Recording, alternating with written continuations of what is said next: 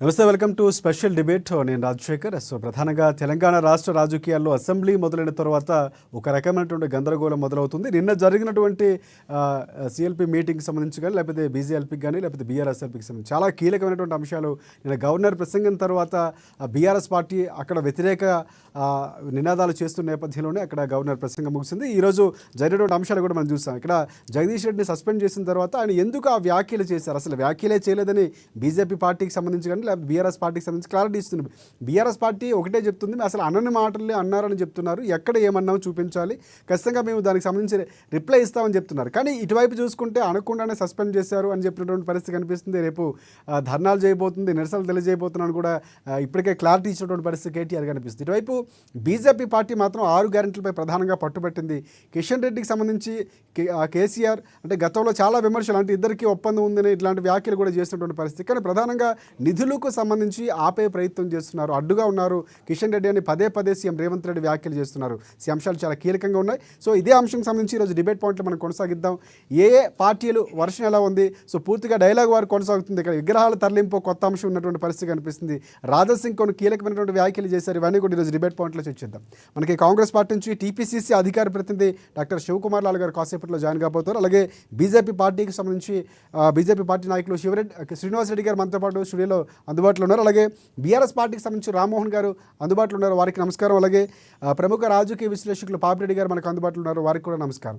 And ముందు అందరికీ మరొకసారి నమస్కారం. అండ్ ముందుగా మనం ఒకసారి కాంగ్రెస్ పార్టీ నుంచి స్టార్ట్ చేద్దాం అనుకున్నాం, కానీ కాంగ్రెస్ పార్టీ నుంచి శివలాల్ గారు మనకు అందుబాటులోకి రాలేదు. ఒకసారి బీఆర్ఎస్ పార్టీ వర్షం తెలుసుకుందాం. రామ్మోహన్ గారు, అసలు ఏం జరిగింది, అసలు ఎందుకు జగదీష్ రెడ్డి గారు సస్పెండ్ చేయాల్సి వచ్చింది, అసలు ఎందుకు మాట్లాడలేదు, దళితులకు సంబంధించి పదే పదే గతంలో కూడా దళిత సీఎం చేస్తా ఉన్నారు, చేయలేదు, ఈ వ్యాఖ్యలని కూడా ఈరోజు అసెంబ్లీలో వినిపించారు. మీకు ప్రశ్నలు మీరు ఏం చెప్తారు? ముందుగా పెద్దలందరికి నమస్కారం. అసెంబ్లీలో కాంగ్రెస్ ప్రభుత్వం చీటికి మాటికి గిల్లి కజాలు పెట్టుకునే అంశం చందంగా తయారైన పరిస్థితి. ఎందుకంటే పరిపాలనలో ఫెయిల్ అయ్యారు కాబట్టి ముఖ్యమంత్రి గారు వీరందరూ వాళ్ళ సహచార శాసనసభ్యులు అందరూ అసహనంతో కూడుకున్నట్టు వ్యవహారం నడిపిస్తారు అక్కడ. ఇంకా మనం అందరం కూడా దీన్ని ఖండించాల్సిన విషయం ఏంటంటే, ఒక ఎమ్మెల్యే గారు మాట్లాడుతూ మా స్పీకర్ దళితుడు కాబట్టి మీరు కించపరిచే విధంగా మాట్లాడుతున్నారు జగదీష్ రెడ్డి గారు వారు ఎమ్మెల్యే శాసనసభ్యులు కామెంట్ చేస్తా ఉన్నారు. ఇక్కడ విచిత్రమైన పరిస్థితి ఏంటంటే, స్పీకర్ గారిని కాంగ్రెస్ పార్టీ తమ పార్టీ సభ్యులు ఆపాదించుకొని ఆయన కులం ఆపాదించి ఆయన దళితుడు కాబట్టి మీరు అవమానిస్తున్న ఇటువంటి నీతిమాన చర్యలు మాట్లాడడం అనేది చాలా సిగ్గుచేటు శాసనసభలో. మరి దాని పక్క నుంచి వీళ్ళు మిగతా శాసనసభ్యులు వచ్చి వారికి ఏదో విషయం చోలో చెప్పడం, ఆయన మైక్ లో మాట్లాడడం, ఇది కేవలం కులపరమైన రాజకీయాలు చేసి ఏదో విధంగా గట్టెక్కాల సమావేశాలను చర్చలు జరగకుండా గట్టెక్కాలని ప్రయత్నిస్తారు తప్పితే దానికి ప్రణాళికాబద్ధంగా ఒక చర్చలు జరగాలి, రాష్ట్రానికి లాభం జరగాలి. చర్చల నుంచి రాష్ట్రం అంతా మనం చర్చలు చూస్తా ఉన్నారు, బహిరంగంగా అందరూ కూడా టెలివిజన్లలో చూస్తా ఉన్నారు. ఈ యొక్క సమావేశాలు మొత్తం అందరు కూడా వీక్షిస్తా ఉన్నారు. అనే ఆలోచన ఏమాత్రం లేకుండా కాంగ్రెస్ ప్రభుత్వం గడిచిన పాత విషయాలు చెప్పుకుంటూ, ఇంకా విచిత్రమైన పరిస్థితి ఏంటంటే, ఈ పార్టీ ముఖ్యమంత్రి రేవంత్ రెడ్డి గారు రాష్ట్రం నడుస్తలేదు, రాష్ట్రం దివాలా తీసిన విధంగా మాట్లాడుతా ఉన్నారు. మరి ఈ పరిస్థితి మీ పార్టీయే క్యాన్సర్ లాంటి ఒక వ్యాధిని తీసుకొచ్చింది ఆర్థికంగా, దాన్ని ఇప్పుడు పూడ్చే ప్రయత్నం చేస్తున్నారు. దాన్ని ఆపాల్సిన అవసరము లేకపోతే బయటికి చెప్పకుండా ఉండాల్సిన అవసరం లేదు. ఖచ్చితంగా నిజంగా బయటికి చెప్పాలని రేవంత్ రెడ్డి గారు పదే పదే అంటున్నారు. ఇందాక మీరు మాట్లాడుతూ సజావుగా సాగించాలి, లేకపోతే ప్రజల యొక్క ఉపయోగపరంగా వారి అంశాలు మాట్లాడాల్సిన అవసరం ఉంది, కానీ బయటికి వెళ్ళిపోయారు కదా. సో ఇది కూడా ప్రశ్నలు లేవనెత్తున్నారు బీఆర్ఎస్ పార్టీకి సంబంధించి. ఒక విషయం గమనించండి మీరు, ఎప్పుడైతే ప్రతిపక్ష సభ్యులు మాట్లాడేటప్పుడు పాలకపక్షం వినాల్సిన అవసరం ఉంటుంది. ఒకటే గందరగోళం, అరవడం, కేకలు పెట్టడం, దాని చెప్తున్నా విచిత్రమైన పరిస్థితి ఏంటంటే, జగదీష్ రెడ్డి గారి పైన దళితుడు మా స్పీకర్ దళితుడు కాబట్టి ఇది ఎక్కడ విచిత్రమైన వాదన అంటే, స్పీకర్ గారికి పార్టీ ఉంటుంది ఎక్కడన్నా? స్పీకర్ స్వతంత్ర ప్రతిపత్తి గల ఒక సీటు, ఆ చైర్ ను సజావుగా మనం మర్యాద ఇవ్వాల్సిన అవసరం ఉంది. మా పార్టీ అధికార సభ్యులు ఆయన ఆపాదించుకొని వాళ్ళ కులం ఆపాదించి మీరు అవమానపరుస్తున్నారని చెప్పి జగదీష్ రెడ్డి గారు ఆరోపణ చేయడం, ఇది విచిత్రమైన పరిస్థితి ఉంది. అసెంబ్లీలో గందరగోళం పరిస్థితి. దాంట్లో నడిపే పొజిషన్ లో పార్టీ రేవంత్ రెడ్డి గారు ప్రభుత్వాన్ని నడిపే పరిస్థితి లేదు, శాసనసభలో సమావేశం నడిపే పరిస్థితి లేదు. దీనిపైన ప్రతిపక్ష సభ్యులు కావచ్చు, జగదీష్ రెడ్డి గారు కావచ్చు, మా మిగతా సభ్యులు అందరూ మాట్లాడుతూ ఉంటే వీరికి వినే ఓపిక లేదు. తలసాని శ్రీనివాస్ యాదవ్ గారు కూడా అదే విషయం చెప్తా ఉన్నారు, క్రమశిక్షణతో మాట్లాడండి, మేము మాట్లాడతారు, మీరు మాట్లాడండి చెప్తే వినే పరిస్థితి లేనప్పుడు ప్రతిపక్షం ఏం చేస్తుందండి? వాకౌట్ చేయాలి, వీళ్ళతో సస్పెండ్ చేసి బయటకన్నా పోవాలి. ఇంతకన్నా వేరే మార్గం ఉండదు కదా. దాన్ని ఆలోచన చేయాల్సింది ఎవరు? పాలక పక్షం ఏం చెప్పదలుచు ప్రజలకి? ఈ బడ్జెట్ ఎంత ఉంది? మరీ రేవంత్ రెడ్డి గారు చెప్తున్నారు నాకు 19,000 కోట్లు కావాల్సిన అవసరం ఉంది. 19,000 కోట్లు వస్తే నేను ఈ అత్యవసర వ్యవహారంతో నడిపే శక్తి ఉంటుంది నాకు. దీన్ని నడపలేకపోతున్నాను నేను అని క్లియర్ కట్ గా చెప్తా ఉన్నాడు. మరి రైట్ రాష్ట్ర రైట్ ఆర్థిక రామ్మోహన్ రావు గారు సంక్షోభం మళ్ళీ మళ్ళీ మీ కూలిపోయిందని దగ్గరికి వస్తాను. చెప్తే రేపు రైట్ రైట్ జరగబోయే పరిస్థితులకు ఎవరు బాధ్యత వహించాలి? రైట్ రామ్మోహన్ దీనిపైన గారు కాంగ్రెస్ రామ్మోహన్ గారు ప్రభుత్వం ఒకసారి కాంగ్రెస్ బీజేపీ పెద్దలు పార్టీ వర్షన్ కూడా సమాధానం తెలుసుకుందాం. చెప్పాల్సిన అవసరం ఉంది. బీజేపీ పార్టీ వర్షన్ తెలుసుకుందాం. మళ్ళీ మీ దగ్గరికి వస్తాను. శ్రీనివాసరెడ్డి గారు నమస్తే అండి. నమస్తే అండి రామ్మోహన్ అన్న, అందరికీ నమస్తే. స్టూడియోలో ఉన్న అందరికి అందరికీ పెద్దవాళ్ళందరికీ నమస్తే అన్న. దయచేసి ఇప్పటికైనా మీరు ఒక ముఖ్యమైన విషయం గమనించాలన్న. జరిగిన అనార్థం తెలంగాణకి ఎట్లా కాంగ్రెస్ పార్టీ వల్ల జరిగింది. ప్రజలకు హామీలు ఇచ్చిడు కాంగ్రెస్ ప్రభుత్వం, రకరకాల హామీలు ఇచ్చి ఒక 6 గ్యారంటీలు ఇచ్చి ప్రభుత్వాన్ని చేజిక్కడం జరిగింది. ఇది చూస్తున్నాం మనం. ఒక దగ్గర సంవత్సరాల కాలం దగ్గరకు వస్తుంది. దయచేసి ఇలా బీఆర్ఎస్ పార్టీ ముఖ్యంగా ఉన్న ఇక్కడ ప్రతిపక్షం కాబట్టి మీరు ఏంది మేము గిల్లినట్టు చేస్తాం, మీరు ఏడ్చినట్టు చేయండి అని ఈ శాసనసభలో ఈ టైంపాస్ పక్కకు పెట్టండి అన్న. దయచేసి పక్కకు పెట్టేసి ఇలా ప్రభుత్వాన్ని నిలదీయండి. ఎందుకు గ్యారంటీలు అమలు చేస్తలేరు తెలంగాణకు, దీని మీద నిలదీయండి. కానీ ఈ వాల్యుబుల్ టైం, ఈ ముఖ్యమైన టైమును దయచేసి బీఆర్ఎస్ పార్టీ వాళ్ళు దాన్ని ఉపయోగించుకోవాలి. ప్రజల కోసం, తెలంగాణ ప్రజల కోసం ఉపయోగించుకోవాలి. ఎందుకంటే మీరు ఒక్క నిమిషం వాస్తవానికి మీరు మాట్లాడాలంటే కొంత వాస్తవం ఉంది. కాకపోతే ఏంటంటే దాని మీద మనం ఎన్ని రోజులు దీనివల్ల తెలంగాణ ప్రజలకైనా ఉపయోగం ఉందన్న. ఏమైనా ఉపయోగం ఉంటే మీకు ఉపయోగం ఉండొచ్చు, మీ ఎమ్మెల్యేలకు మీ పార్టీకి ఏమైనా మైలేజ్ రావచ్చు. కానీ ఇలా తెలంగాణ ప్రజలకు ఏం ఉపయోగం ఉందన్న? ఇలా ఎందుకు సభా టైం వృధా చేస్తున్నారు మీరు? ఇలా తెలంగాణలో కాంగ్రెస్ ప్రభుత్వం 6 గ్యారంటీలు చెప్పేసి 2 లక్షల రుణమాఫీల పేరు చెప్పి రకరకాల హామీల పేరు చెప్పుకొని తెలంగాణలో ఇలా రేవంత్ రెడ్డి ప్రభుత్వం తీసుకుపోయిండు, మీ చేతకి లాక్కోపోయిండు. ఇప్పుడు మీరు తెలంగాణ ప్రజల కోసం మీరు కొట్లాడాలి. కానీ మీరు అనవసరమైన గొడవలు పెట్టుకోవడం కరెక్ట్ కాదండి. ప్రధానంగా అంటే జగదీష్ రెడ్డి గారు మాట్లాడుతున్నటువంటి సందర్భంలో ఒకసారి ఏదైతే అంటే కాంగ్రెస్ పార్టీ నుంచి ఒక అంశం వచ్చింది. ఈరోజు కేసీఆర్ రాలేదా, ఎక్కడున్నారు, ఫామ్ హౌస్లో ఉన్నారంటే, సో మీ ఎమ్మెల్యే కంటే మా ఎమ్మెల్యే దగ్గరలోనే ఉన్నారని చాలా వ్యాఖ్యలు చేశారు. అన్న రామ్మోహన్, మీరు కూడా ఒకసారి ఈ విషయాన్ని గుర్తుపెట్టుకోండి. మీరు ప్రభుత్వం ఉన్నప్పుడు కూడా సేమ్ ఇదే, కాంగ్రెస్ ప్రభుత్వం కూడా ఇదే జరిగినాయి, ఇట్లానే జరిగినాయి. అప్పుడు గవర్నర్ గారు కూడా మీరు చెప్పిన స్పీచ్ ఏదైతే ఇచ్చిందో అదే స్పీచ్ ఇచ్చిండు. సేమ్ ఈరోజు మీరు వచ్చి వాళ్ళ రోజు బయట చెప్పిండు. ఇప్పుడు వాళ్ళ ప్రభుత్వం కూడా మీరు వచ్చి గవర్నర్ గారిని నిందిస్తున్నారు, తర్వాత స్పీకర్ మీద అవచిత వ్యాఖ్యలు చేయడం, ఇవన్నీ మనం ఎన్నో రోజులు చూస్తున్నాం. రాజకీయాలు ఎవరు కొత్తగా లేరు కన్నా వీటికి ఏ రోజుకి ఆ రోజు ఫుల్ స్టాప్ పెట్టి తెలంగాణ ప్రజల కోసం మీరు ఖచ్చితంగా ఫైట్ చేయాలన్న అసెంబ్లీలో. దయచేసి మేము మా భారతీయ జనతా పార్టీ ఉన్న ఆ సభ్యులందరూ మేము అదే మొన్న డిసైడ్ చేసినాం. కిషన్ రెడ్డి గారి ముందర అదే డిసైడ్ చేసిండు. మీరు ఏ గొడవలకు ఏ దాని మీద మీరు మాట్లాడకండి, ఓన్లీ తెలంగాణ ప్రజలకు కాంగ్రెస్ ప్రభుత్వం ఇచ్చిన హామీల గురించే మాట్లాడమని మా పార్టీ ఖచ్చితంగా దాని మీద మేము ఫైట్ చేస్తున్నాం. మీరు ఎందుకు దీని మీద టైం ఖరాబ్ చేస్తున్నారని మా ఉద్దేశం. ఎట్లా కాంగ్రెస్ ప్రభుత్వం తెలంగాణ ప్రజలను మోసం చేసిన తెలిసింది. రేవంత్ రెడ్డి గారు పూటకో మాట మార్చిన సంగతి తెలిసింది. ఇప్పటికి కూడా మీరు నిజాలు ప్రజలు తీసుకోవడం ప్రయత్నించాలి కదన్నా నేను అనేది. రైట్ ఎస్ రామ్మోహన్ చెప్పండి, మీరు క్వశ్చన్ రైజ్ చేస్తున్నారు, చెప్పండి. తప్పకుండా ఎక్కడ కూడా బీఆర్ఎస్ పార్టీ సభ వృధా చేస్తలేదు. ఖచ్చితంగా రేవంత్ రెడ్డి గారి సర్కార్ను బీఆర్ఎస్ పార్టీ తొలి రోజు నుంచి నిలదీస్తూనే ఉన్నాం. 6 గ్యారెంట్ల అమలు ఎక్కడ పోయింది, రైతు బంధు ఎక్కడ పోయింది, రైతు భరోసా ఎక్కడ పోయింది, మహిళలకు డబ్బులు ఎక్కడ పోయినాయి, స్కూటీలు ఎక్కడ పోయినా నిలదీస్తూనే ఉన్నాం. దాంట్లో అయినా డౌట్ లేదు. అది కాంగ్రెస్ ప్రభుత్వం ఏంటంటే తప్పించుకునే విధంగా ప్రయత్నం చేస్తున్నారు. వాళ్ళు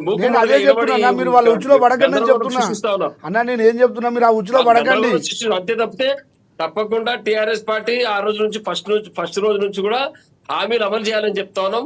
100 రోజుల ప్రణాళిక అమలు చేయమంటూ 6 గ్యారెంటీలు ఇవ్వమని చెప్తున్నాం. 7 ఎన్నికల హామీలు మొత్తం కూడా 420 హామీలు అయితే చెప్పినామో అవన్నీ అమలు చేయమంటారు.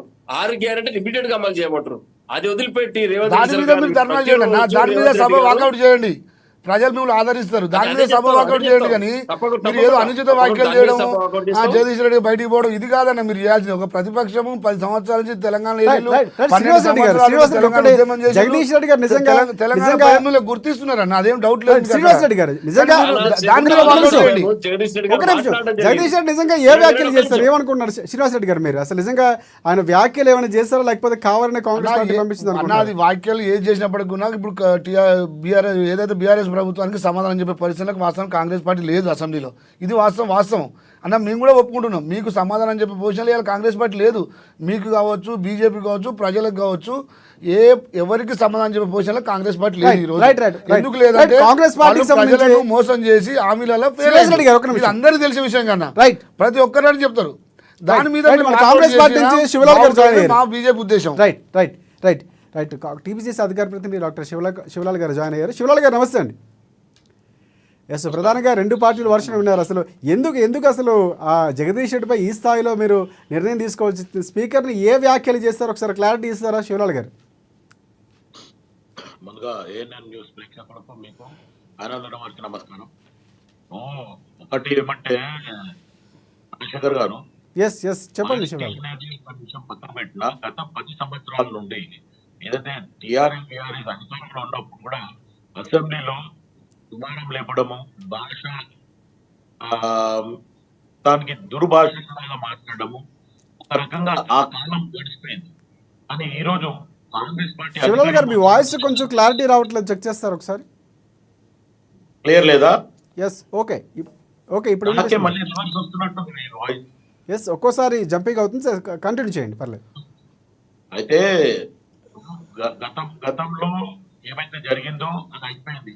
మొన్నటి వరకు కేసీఆర్ మొత్తానికి అసెంబ్లీ కట్టడం లేదు, ప్రతిపక్ష నాయకుడు కోరినరు, ప్రజలు కూడా కోరినరు, జనాలు కోరినరు. ఈ రోజు ప్రతిపక్షాలు కూడా మిగతా పార్టీలు అంటే కాంగ్రెస్ ఎట్లయితే చెప్తుందో మిగతా పార్టీలు కేసీఆర్ రావాలి అసెంబ్లీలో కట్టడం. నేను ఒక్కరోజు వచ్చాడు, బహుశా ఈ రోజు కూడా లేదనుకుంటా. సో కాంగ్రెస్ పార్టీ మొదటి నుంచి కూడా ఒకటే మాట చెప్పడం జరుగుతుంది, రెచ్చగొట్టుడు వ్యాఖ్యలు పనిచేయాలని. ఏదైతే గతంలో మీరు చేసిన తప్పులు ఏమున్నాయో, మీరు చేసిన అప్పులు ఏమున్నాయో అన్ని మాట్లాడతాము. దాని గురించి అవసరం అయితే స్పీకర్ గారికి చెప్పడం జరిగింది. గత అసెంబ్లీలో కూడా చాలా లేదండి, ఎవరు బయట వస్తున్నారు. ఇప్పుడు గతంలో మీరు మాట్లాడడానికి ఎవరికి అవకాశం ఇవ్వలేదు, కానీ ఈరోజు కాంగ్రెస్ పార్టీ అవకాశం ఇచ్చి మాట్లాడండి అంటే మీరు మళ్ళీ అదే పాత రకంగా అనుచిత వ్యాఖ్యలు చేయడము, అటు మొత్తానికి రాజీవ్ గాంధీ గారి విగ్రహం తీసేస్తాము, లేకపోతే తెలంగాణ విగ్రహం ఆల్రెడీ మీరు బాగా లేరు, లేకపోతే మీరు దోచుకున్నారు, దాచుకున్నారు అనే రకంగానే ప్రజలు మిమ్మల్ని లోడుకొట్టి సామాన్లో వండబెట్టారు. ఈ రోజు మళ్ళా అదే మాట. ఇప్పుడు కేటీఆర్ మాట్లాడే భాషని ఒక రకంగా చదువుకున్నలాగా మాట్లాడాలి, మొత్తానికి బగ్గడగాలాగా మాట్లాడడం ఎక్కువ అయిపోయింది. ఈ పదజాలము, ఈ పద్ధతి కేటీఆర్ మార్చుకోలేదు. ఎందుకంటే కాంగ్రెస్ పార్టీ సంస్కృతి మీరు ఇటువంటి మాటలు కాంగ్రెస్ పార్టీ మాట్లాడతారు, టీఆర్ఎస్ మాట్లాడదు ఇట్లా. టీఆర్ఎస్ పార్టీ మాట్లాడదు ఇట్లా, కాంగ్రెస్ పార్టీ మాట్లాడుతుంది. తప్పు మాట్లాడితే టీఆర్ఎస్ ఈ రోజు కాంగ్రెస్ పార్టీ ప్రశ్నిస్తా ఉంటా, ప్రభుత్వాన్ని ప్రశ్నిస్తా ఉంటా. మీ సభ్యులే గందరగోళం సృష్టించి సభా సమయాన్ని వృధా చేసి విలువైన సమయాన్ని సర్వనాశనం పట్టిస్తా ఉన్నారు. రైట్ రైట్ రామ్మోహన్ గారు, శివలాల్ గారు ఒకసారి మనకి రాజకీయ విశ్లేషకులు పాపిరెడ్డి గారు ఒకసారి తీసుకుందాం, ఆయన దగ్గరికి వెళ్దాం. ఎస్ పాపిరెడ్డి గారు నమస్తే అండి. నమస్తే. ఎస్ పార్టీలు వర్షం విన్నారు, అంటే అసెంబ్లీ ఎలా సాగుతుందో చూస్తారు. అసలు గవర్నర్ ప్రసంగం అనేది హేతుబద్ధంగా లేదు, లేకపోతే వాస్తవాలకు దూరంగా ఉందని విపక్షాలు ఆరోపిస్తున్నాయి. అసలు ఆ అంశం మీద లేవనెత్తినటువంటి అంశాలు ఈరోజు జరిగినటువంటి జగదీష్ రెడ్డి సస్పెండ్ చేయడం ఇవన్నీ కూడా అంశాలు తెలిసిందే. రేపు కాంగ్రెస్ పార్టీ దిష్టిబొమ్మలు దహనం చేస్తామని ఇటువైపు బీఆర్ఎస్ పార్టీ కూడా సిద్ధమవుతుంది. సో ఈ అంశాలన్నీ నడుస్తున్నాయి. సో ఏ విధంగా చూడొచ్చు అంటారు? అంటే ప్రజలకు ఉపయోగం అనేది ఒక పక్కన చూసుకుంటే పార్టీలు వ్యవహరిస్తున్న తీరు ఏ విధంగా ఉందంటారు? నిజంగా అసలు మాట్లాడినటువంటి మాటలు సీరియస్గా తీసుకోవడం, సస్పెన్షన్ చేయడం ఏ విధంగా చూడొచ్చు అంటారు? ఇప్పుడు ఒకప్పుడు అంటే మనం ఒక 30-40 సంవత్సరాల కింద మనం శాసనసభ యొక్క వ్యవహార శైలి, ఆ తీరు చూస్తే చాలా హుదాగా, చాలా గౌరవంగా ప్రతిపక్షాలు చెప్పింది ప్రభుత్వం వినేది, ప్రభుత్వం చెప్పింది ప్రతిపక్షాలు వినేది. కానీ దురదృష్టవశాత్తు ఇప్పుడు జరుగుతున్న రాజకీయాలు మారుతున్న పరిస్థితులలో అటు ప్రతిపక్షము ఇటు అధికార పక్షం రెండు కూడా సమన్వయం కోల్పోతున్నాయి. చిన్న చిన్న విషయాల మీద కూడా వాళ్ళు పెద్ద ఎత్తున స్పందించడం, రాదంతం చేయడం, ప్రజా విషయాలను పక్కన శ్రీనివాసరెడ్డి గారు బాగా మాట్లాడారు. ప్రజల విషయాల మీద మీరు స్పందించండి, దాని మీద కాన్సన్ట్రేట్ చేయండి. ఇప్పుడు ఉదాహరణకు ఇప్పుడు ప్రతిపక్షాలకు చాలా బాణాలు ఉన్నాయి ఈ గవర్నమెంట్ మీద వేయడానికి. ముఖ్యంగా ప్రధానంగా ఏదైతే వాళ్ళ మేనిఫెస్టోలో పెట్టినరో 6 ఏదైతే ప్రామిసెస్ ఉన్నాయో లేదా వాగ్దానాలు ఉన్నాయో అవి సంవత్సరం ఇప్పుడు 15 నెలలు అయిపోయింది, 16 నెలలకు వచ్చింది. ఇప్పుడు అవి అమలు చేస్తాము అనే వచ్చే వరకు ప్రభుత్వం ఏముంటుందంటే మా దగ్గర డబ్బులు లేవు కాబట్టి ఏది ఆదాయం వచ్చే పరిస్థితి లేదు కాబట్టి టీఆర్ఎస్ గవర్నమెంట్ పెద్ద ఎత్తున అప్లపాలు చేసింది కాబట్టి మేము దాన్ని అమలు చేసే పరిస్థితి లేము అయితే ఇప్పుడు ఇక్కడ ఈ విషయాలన్నీ కూడా ఒకలమైన ఒకరు బుద్ధ తల్లుకోవడంలో వచ్చే ఏది ఉండదు. ఎందుకంటే అసెంబ్లీ వేదికగా ప్రజలు చూస్తూ ఉంటారు అసెంబ్లీలో ఏ విషయాలు మాట్లాడుతున్నారు, ప్రజలకు సంబంధించిన విషయాలు ఏంటని. ఇప్పుడు ఏమైతుంది, ఈ సస్పెన్షన్స్, ఈ మా అది స్పీకర్ ఎస్సీ కాబట్టి ఆయన కించపరిచారని కాంగ్రెస్ అనడం, అంటే ఇవన్నీ ఏంటంటే దీని ఇంగ్లీష్లో ఏమంటే డైవర్సిటీ టాక్టిక్స్ అంటారు. అంటే అసలు విషయాలను పక్కదో పట్టించి మాట్లాడకుండా చేసి చిన్న చిన్న విషయాలను ముందు తీసుకొచ్చి చేసే పరిస్థితి. ఒకటి ఏంటంటే ఇక్కడ జరుగుతున్న విషయాలలో గవర్నమెంట్ ఇప్పటికీ సంవత్సరం అయిపోయింది, 2వ సంవత్సరం నడుస్తున్నది. మేము చేసిన వాగ్దానాలు ఏం జరుగుతున్నాయి, మా పరిపాలన ఏ విధంగా ఉన్నది, మేము భవిష్యత్తులో ఈ వచ్చే సంవత్సరంలో మేము ఏం చేయబోతున్నాం. ఇప్పుడు బడ్జెట్ పెడతారు, అంతకుముందు బడ్జెట్కు ఈ బడ్జెట్కు ఉన్న తేడా ఏంటిది, అంతకుముందు బడ్జెట్లో మేము ఇచ్చిన వాగ్దానాలు ఎంతవరకు మేము అమలు చేసినాము, ఇప్పుడు రాబోయే ఈ బడ్జెట్ మళ్ళీ వచ్చే సంవత్సరానికి కాబట్టి ఆ సంవత్సరం ఏం చేస్తాం, వాటి మీద మాట్లాడితే బాగుంటుంది. కానీ నాకు తెలిసిన మట్టుగా అయితే ప్రభుత్వం ఆదాయాలు అంతంతగా ఉన్నాయి కాబట్టి వాళ్ళు బడ్జెట్ పెట్టినా, ప్రామిసులు చేసినా, ముఖ్యమంత్రి ఎన్ని విధాలుగా ఏం మాట్లాడినా కూడా ప్రజలకు పెద్దగా ఒరిగేది లేదనేది ప్రజలలో ఒక విధమైన గట్టి అభిప్రాయం వస్తుంది. ఎందుకంటే ఎక్కడి పోయినా కూడా ముఖ్యమంత్రి స్వయంగా అంటున్నాడు, ప్రభుత్వం దగ్గర ధనం లేదు, తగినంత ఆదాయం లేదు, మాకు 20,000 కోట్లు కావాలి, 30,000 ప్రభుత్వానికి ఎవరు ఇస్తారు, ప్రభుత్వమే సమకూర్చుకోవాలి. కానీ ప్రభుత్వానికి ఇప్పుడు పైసలు ఇస్తే నేను అంటే నేను ప్రభుత్వాన్ని నడిపిస్తానది కూడా ముఖ్యమంత్రి గారి ఆర్గ్యుమెంట్ కరెక్ట్ కాదు. దాన్ని ఆయన దొల్లతనం, ఆయన యొక్క బలహీనత బయట పెడుతున్నది. కానీ అంటే ఆయన ఒక క్యాన్సర్తో పోలుస్తున్నారు. అంటే ఈ ఆర్థిక మాన్యాన్ని క్యాన్సర్ వచ్చింది సో రాష్ట్రానికి అని చెప్తున్నారు. ఇప్పుడు ఒకటి రాజశేఖర్ గారు హార్ట్ అటాక్ అయితే సడన్గా వస్తుంది, సస్తడో భక్తుడో అయిపోతుంది. కానీ క్యాన్సర్ అట్లా కాదు, దీర్ఘకాలం జల్లు ఉంటుంది. కాబట్టి అది క్యాన్సర్ అని తెలిసిన తర్వాత కూడా దానికి ట్రీట్మెంట్ అవన్నీ కూడా చాలా కాంప్లికేటెడ్. ఇప్పుడు కాంగ్రెస్ దాని క్యాన్సర్తో పోలిస్తే ఇది ఒకవేళ ఉదాహరణకు అనుకుందాం, టీఆర్ఎస్ గవర్నమెంట్లోనే క్యాన్సర్ మొదలైంది. అప్పుడు వీళ్ళు అధికారంలో లేరు, ప్రతిపక్షంలో ఉన్నారు, టీఆర్ఎస్ గవర్నమెంట్ ఏం చేస్తున్నది అనేది తెలుసు.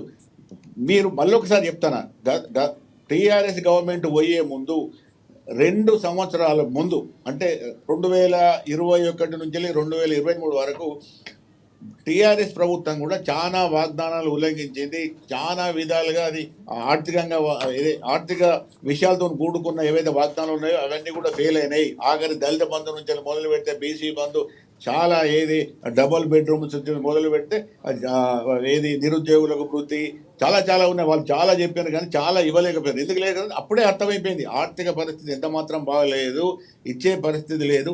ఆఖరికి కాంగ్రెస్ వాళ్ళు లొల్లి చేశారుగా, ఓఆర్ఆర్ను 15 ఏళ్ళలో 20 ఏళ్ళలో ఏవో కంపెనీకి లీజుకి ఇచ్చారు, తాకట్టు పెట్టారు. అప్పుడే తెలిసిపోయింది గవర్నమెంట్ పరిస్థితి. 30 years అండి, 30 సంవత్సరాలు ఇచ్చారు.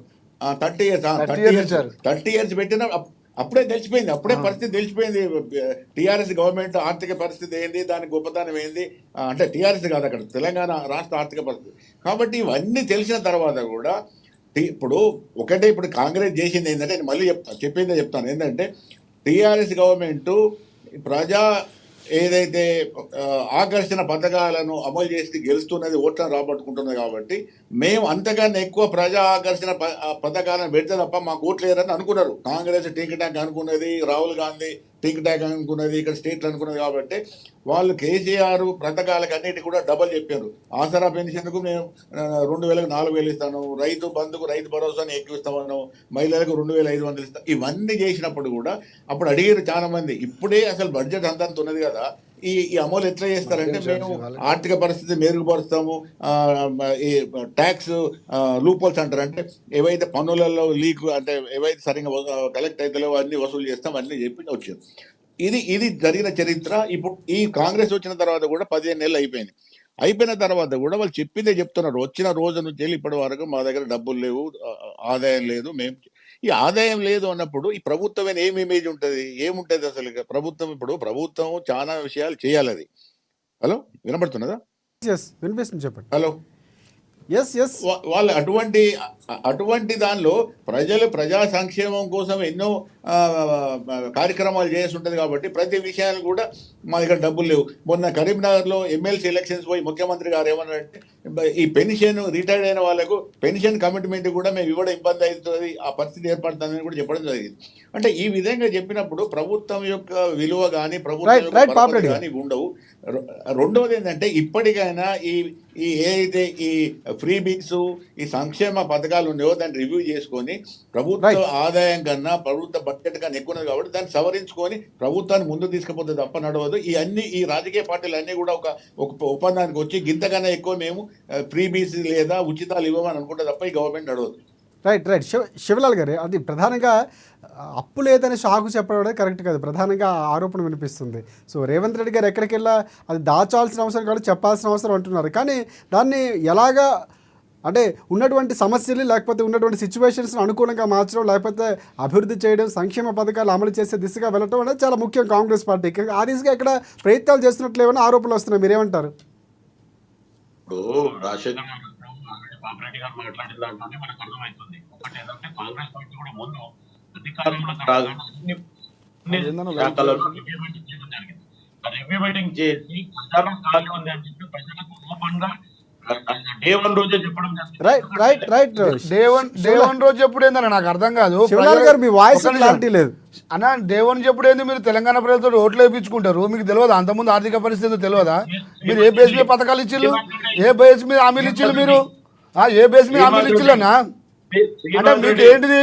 మేము ఏదో ఓట్లు వేయించుకొని ఒడ్డు దాటేసి ముఖ్యమంత్రి పదవి తీసుకోవాలనేది తప్ప కాదన్నా మీరు కాదు. 110 ఏళ్ళ కాంగ్రెస్ ప్రభుత్వము, మీరు మీ పార్టీలో అందరు సీనియర్లే, మీకు తెలియదు ఆర్థిక పరిస్థితి ఏందో తెలియదా? తెలంగాణ మనకు డివైడ్ అయినప్పుడు మనం ఎంత మిగులు ఉన్నాం? 10 ఏళ్ళు టీఆర్ఎస్ ప్రభుత్వం ఏం డెవలప్ చేసి ఎంత అప్పు చేసి మీకు తెలియదా? ఏ బేస్ మీద మీరు తెలంగాణ ప్రజలకు మీరు హామీలు ఇచ్చిల్లన్నా? ఇలా మీరు ఎందుకు జవాబుదారు అయితే లేరు అన్నా? నేను మాట్లాడింది నువ్వు విననా విను, లేకపోతే నువ్వన్నా మాట్లాడి నేను మాట్లాడతా. మీరు అంటున్నారు కదా ముఖ్యమంత్రి ముందే రిలీజ్ ఇచ్చినట్టే మీరు ఎలక్షన్ కాదన్నా. నేను ఒకటే అడుగుతున్నా అని, ఒక్క నిమిషం. ఎలక్షన్ల ముందు ఏ బేస్ మీద మీరు హామీలు ఇచ్చిళ్ళు? ఏ బేస్ మీద హామీలు ఇచ్చిళ్ళు?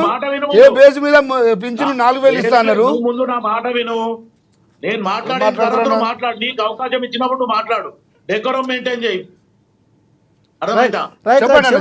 చెప్పండి. లైన్ క్లియర్ లేక మాకు అర్థం కాలేదు మీరు చెప్పింది. చెప్పండి. మీరు మాట్లాడింది మాకు లైన్ క్లియర్ లేక అర్థం కాలేదన్న, అందుకే కంటిన్యూ చేయండి. చెప్పండి. నేను ఏమంటున్నానంటే ఆల్రెడీ కాంగ్రెస్ పార్టీ అధికారంలోకి వచ్చిన రోజే డే వన్ చెప్పడం జరిగింది. గతంలో ఖచ్చితంగా హామీలు ఇవ్వడం జరిగింది, ఇవ్వలేదని చెప్తలేని మేనిఫెస్టోలో పెట్టడం కూడా జరిగింది. దానికి నేను ఎక్కడ కూడా వెనక్కి పెట్టలేదు అని చెప్పడం లేదు. కానీ కాంగ్రెస్ పార్టీ అధికారంలోకి వచ్చినాక రివ్యూ మీటింగ్ చేసిన తర్వాత ఖజానా మొత్తం ఖాళీ ఉంది, అసలు ఆ ప్రభుత్వం నడపడానికి కూడా ఇబ్బందికరంగా చేసిండు కేసీఆర్ అనే రకంగా అప్పుడే చెప్పడం జరిగింది. దాని తర్వాత ప్రజలకు ఇది ప్రతిసారి చెప్పడం కారణం ఏంది? ఏదైతే ఇచ్చిన హామీలన్నీ పూర్తి చేయాలంటే బడ్జెట్ ఇంత ఉండాలి, ఇంత ఉంది, ఇంత అప్పు పోయింది, ఇది టీఆర్ఎస్ చేసింది, ఇది సంక్షేమానికి ఇది ఇవ్వాలని చెప్పి ముఖ్యమంత్రి గారు స్వయాన నేషనల్ మీడియాలో చెప్పడం జరిగింది. ఈ రోజు నిన్న ఏదైతే రవీంద్ర భారతిలో జరిగిందో ఆ రవీంద్ర భారతిలో కూడా చెప్పడం జరిగింది. ఎందుకు చెప్పిండు ఆ మాట? ఇప్పుడు ప్రస్తుత ప్రభుత్వం ఇంత కావాలా, ఇప్పుడు ఇంత ఉన్నాయి, ఇది నేను ప్రజలకు ఓపెన్ గా చెప్తున్నా అని చెప్పి ముఖ్యమంత్రి గారు ఓపెన్ గా చెప్తే ముందు తెలియదా, తర్వాత తెలుసు అన్న. మేము మాట్లాడవచ్చు ఇప్పుడు కాంగ్రెస్ ప్రభుత్వానికి రేవంత్ రెడ్డి గారికి పరిపాలన చేతగాక మళ్ళీ అప్పు అయిపోయింది, రాష్ట్రంలో అప్పు అయిపోయింది, వడ్డీని కట్టాలని చెప్తా ఉన్నారు. ఆర్థిక పరిస్థితి బాగుపరిచే శక్తి రేవంత్ రెడ్డి గారికి లేదు. ఎప్పుడైతే అలవిగాని హామీలు ఇచ్చి ఖజానా మీద భారం పడతా తెలిసి కూడా కేవలం అధికారం కొరకే కక్కుర్తితోటి తెలంగాణ ప్రజలు వంచి గద్దె మీద కూర్చున్నాడు. ఆ గ్యారెంటీ చేయడానికి చేత కాకపోతే గద్దె దిగి పొమ్మని చెప్తాం తెలంగాణ ప్రాంతం అంతా కూడా. రామ్మోహన్ భాయ్, కాంగ్రెస్ పార్టీకి ఒక హైకమాండ్ ఉంది, ఖచ్చితంగా అవన్నీ ఉండవు, జరిగేది జరుగుతుంది.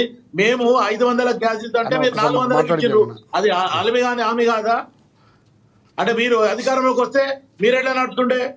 మీరు Right, నడిపేది right, అప్పుల 10 పాలు సంవత్సరాలు చేసిండ్రు. వినండి, Right, right, ఒకసారి. కేసీఆర్ గత ప్రభుత్వం మాట మాట్లాడలేదు. రైట్ రామ్మోహన్ గారు, శివలాల్ గారు. ప్రజలు Yes. మిమ్మల్ని దూరం పెట్టిండ్రు. ఈ Right, రోజు right. కాంగ్రెస్ పార్టీ శ్రీనివాస్ రెడ్డి గారు మీరు వచ్చిన మాట్లాడండి. తర్వాత Right. గతంలో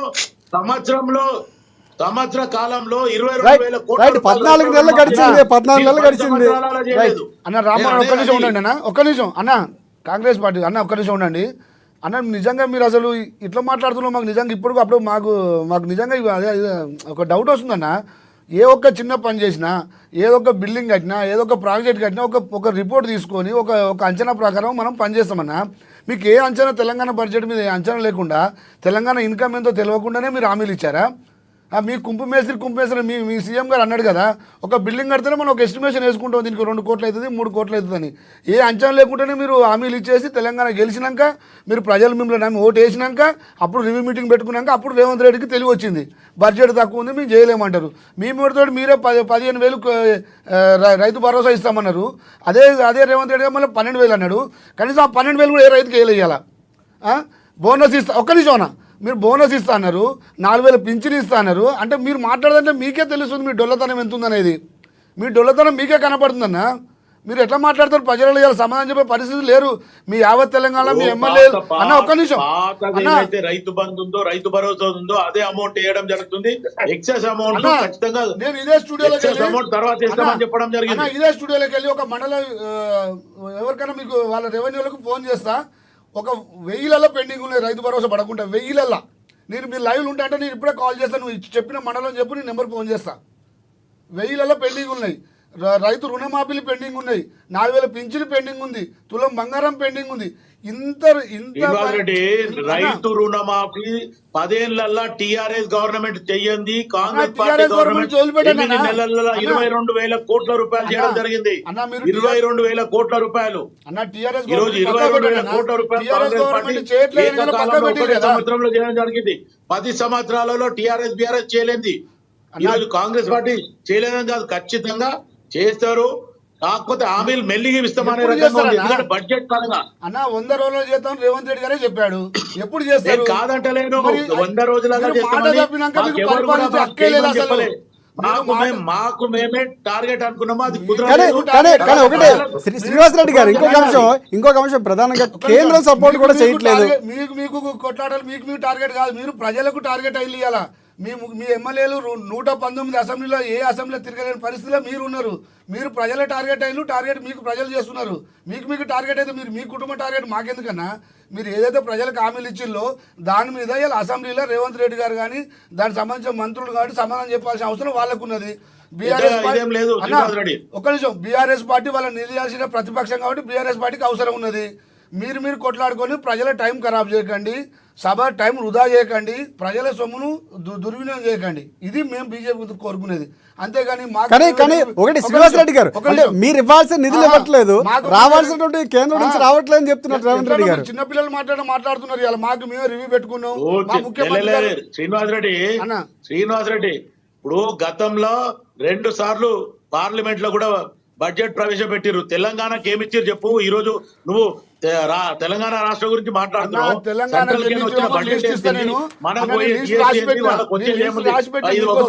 వాట్సాప్ యూనివర్సిటీ లేదంటే ఒక బుక్ ప్రిపేర్ చేసి ఆ బుక్ ని ప్రజలలో చూపించడం బాగా నేర్చుకున్నారు బీజేపీ వాళ్ళు. ఇప్పుడు ఇవాళ అడుగుతున్నాము మొత్తానికి తెలుగు ఏది ఆంధ్రప్రదేశ్ కి గాని బీహార్ కి గాని ఎందుకు ఎక్కువిస్తుండ్రు, యూపీకి ఎందుకు ఎక్కిస్తున్నారు, తెలంగాణకి ఎందుకు గుడుసున్నారు చెప్పండి.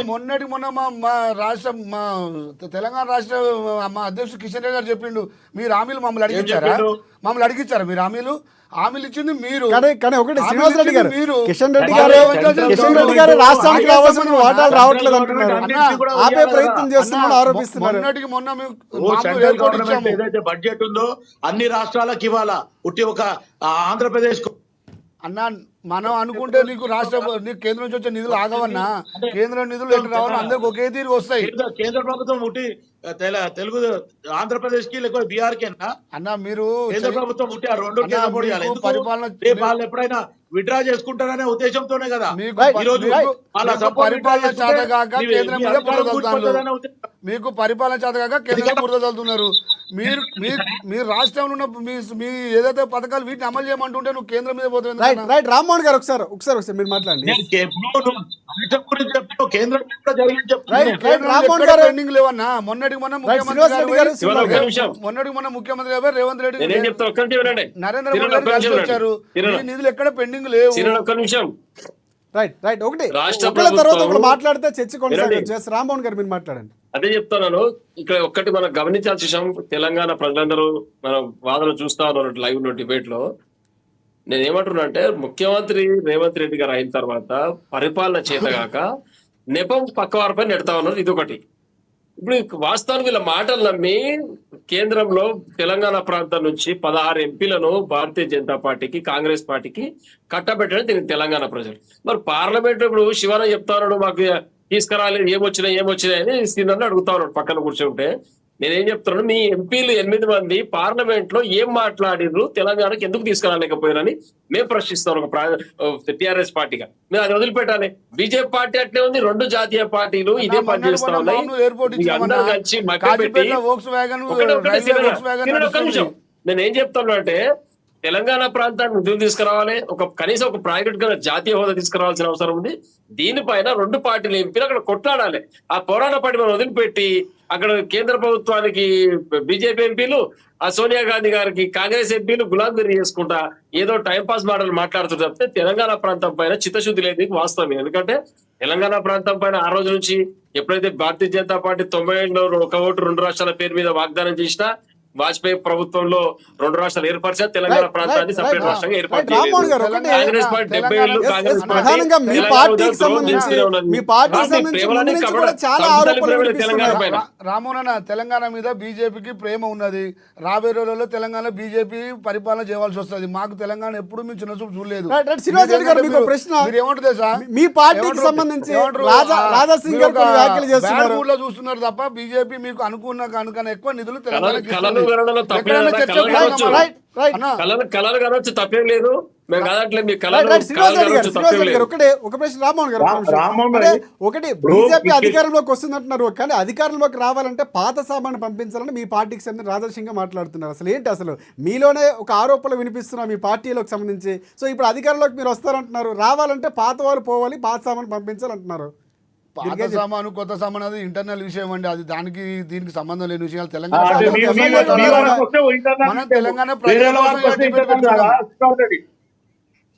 అదే గట్లనే ఉంటది.